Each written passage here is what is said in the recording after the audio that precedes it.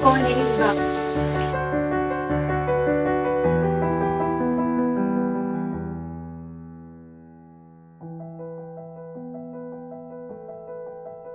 Para sa akin, napakahirap ilarawan ang kaibahan ng sexualidad at ng iyong kasarian. Kasi nga, meron akong paniniwala sa aking sarili, pero merong pananaw ang ibang tao para sa akin.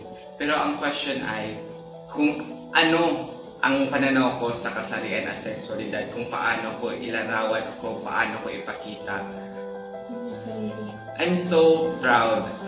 Napakagala kong ipahiwatig sa lahat na ako ay isang miyembro ng LGBT community kung saan kami ay hindi naiiba sa ibang sexualidad at kasarian, kundi tayo ay pantay-pantay, tayo ay may sariling identidad at tayo ay may sariling papel dito sa mundo.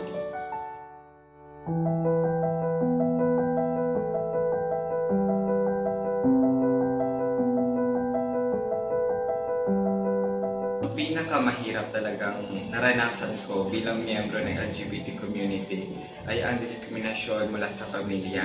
Dahil parang hindi ako tanggap, parang naiiba ako sa kanila. Pero naniniwala ko na kung anong sila, ganun din ako dahil pamilya kami. Tapos meron tayong mga, parang merong bakod na naka-separate or sa English pa separate sa aming pamilya na parang isa akong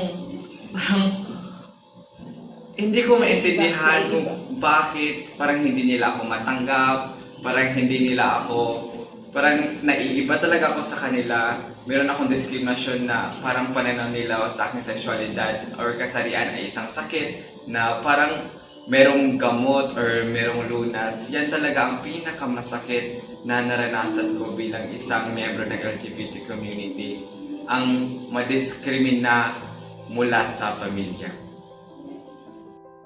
Bilang isang bakla, ako ay nakakaranas ng diskriminasyon sa ating lipunan.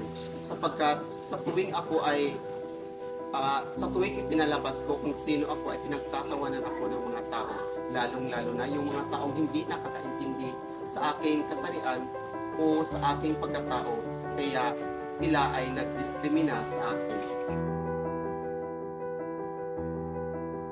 Paggalang talaga o pagiging mabuting tao, dahil ang paggalang ay nagmumula sa sarili. Kung gusto mong igalang ka ng ibang tao, galangin mo muna ang sarili mo. Mahalin mo ang sarili mo. Paglawakin mo ang iyong kaalaman, lawakin mo at mahalin mo, i-embrace mo kung ano ka, kung sino ka dito sa mundo. Maging proud na ipakita na hindi ka naiiba, kundi isa kang espesyal na tao. Base man sa inyong kasarian sa sexualidad, tayo ay pantay-pantay sa mata ng Diyos at sa mata ng nagmamahal sa atin. Bilang isang tao, dapat natin irespeto ang grupo ng LGBTQ+ community dahil sila ay tao rin, sila ay nasasaktan, may puso, at sila ay mayroon ding mahalagang gawain o mga rules sa ating mundo. Kaya dapat natin silang irespeto sapagkat may mga bagay na hindi nagagawa ng isang tao na nagagawa ng mga taong parte ng LGBTQ+ community. Kaya dapat natin silang irespeto at bigyan ng halaga at pansin dahil sila rin ay mga tao katulad natin.